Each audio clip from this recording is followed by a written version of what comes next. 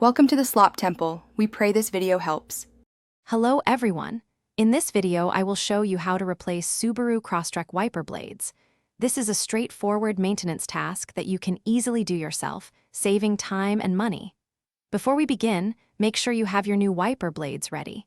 You'll also need a flathead screwdriver and a small towel to protect your windshield. Having the right tools makes the job much smoother and quicker. Let's get started. First, let's tackle the front wiper blades. Gently lift the wiper arm away from the windshield until it locks into its upright position. Next, look for a small tab or button where the blade connects to the arm.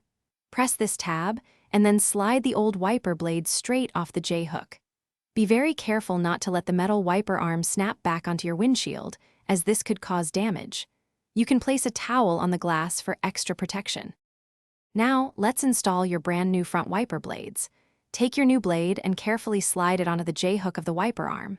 You should hear a distinct click, indicating it's securely locked into place. Give it a gentle tug to confirm it's firmly attached. Once confirmed, slowly and gently lower the entire wiper arm back down onto the windshield. Repeat these steps for the other front wiper blade, ensuring both are properly installed and secure. Finally, let's quickly address the rear wiper blade if your Crosstrek has one.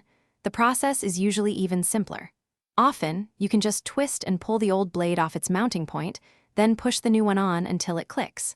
Once all your new blades are installed, it's crucial to perform a final check. Spray your windshield with washer fluid and activate your wipers to ensure they operate smoothly and clear the glass effectively. Great job! Thanks for watching. Consider subscribing if we helped you.